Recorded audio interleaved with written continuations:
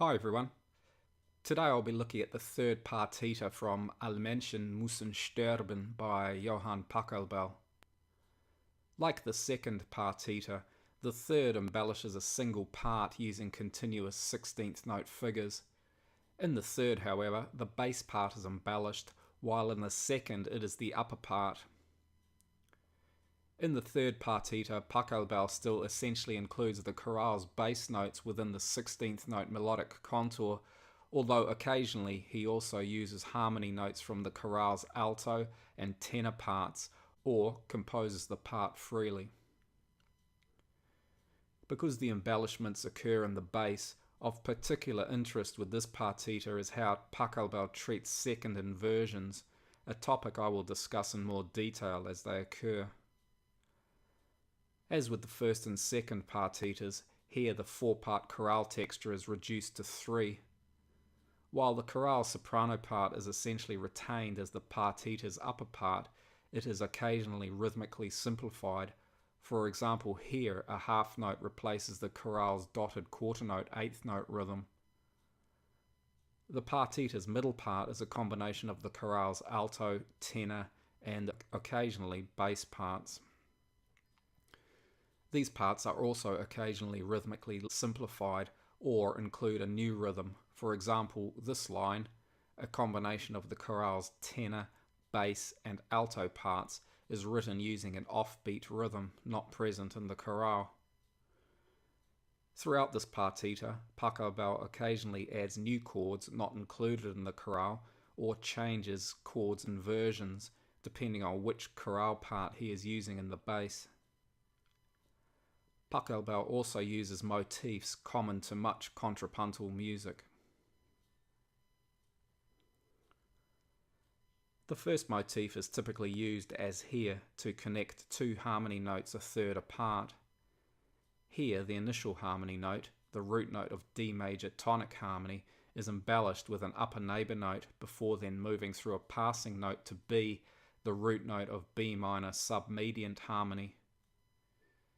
The motif's inversion is then used to connect the root note of submediant harmony back to the root note of tonic harmony, which, unlike the chorale, is here in root position.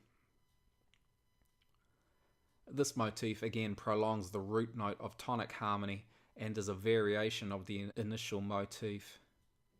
Its contour moves from the root note to third of tonic harmony, and it and the following descending figure include the F sharp to G move of the chorale's bass part, as well as the repeated D notes from the chorale's alto. The descending figure also connects the root note of G subdominant harmony with the third of A dominant harmony in the first half of bar 2. Although this figure includes the subdominant's fifth degree as its final 16th note, no second inversion is heard as the descent is continued and the fifth passes by step to the following harmony note. Pachelbel uses this descending figure several times throughout the partita, and each time the fifth descends by step. The only exception is here, where this C sharp, which may be heard as the fifth of F sharp minor harmony, still passes by step but ascends. Although the notes of the chorale's F sharp minor chord, the submediant and A major, are here still present, it is incidental as these two quarter note beats are prolonging D subdominant harmony, not submediant. This C sharp, therefore, may be heard either as a passing note between the root notes of subdominant and supertonic harmony, or as the seventh of subdominant harmony, an inclusion periodically found during the Baroque era.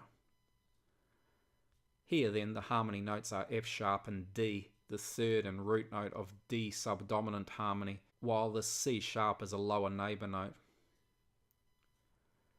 Beginning in bar 2, Pachelbel places the chorale's dominant harmony into first inversion by again using this motif, which is another variant of the initial motif of bar 1.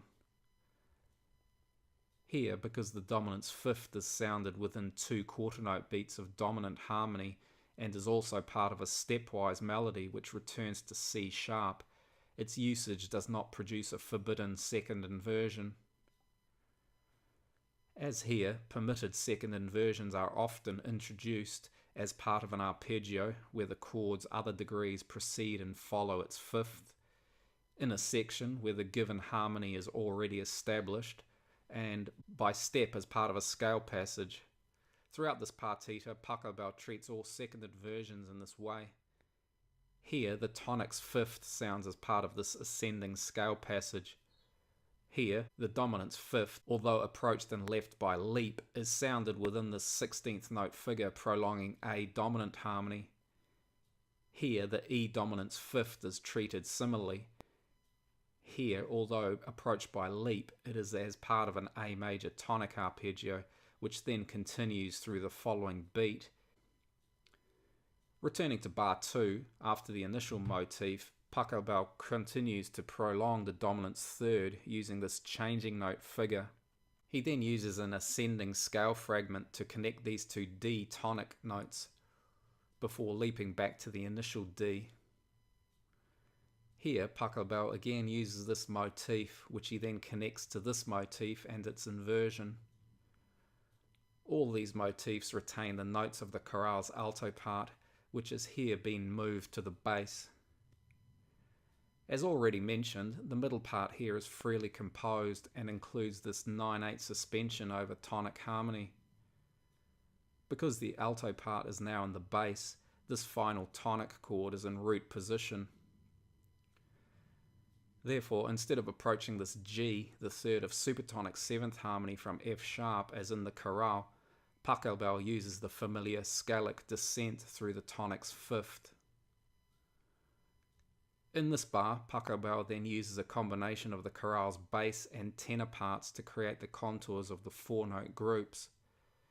The supertonic's 3rd is prolonged by this F sharp lower neighbour note, while this escape note and leap to its 5th connects the dominant's root note and 7th. The tonic's 3rd is then prolonged here, with Pachelbel again using the initial motif from bar 1.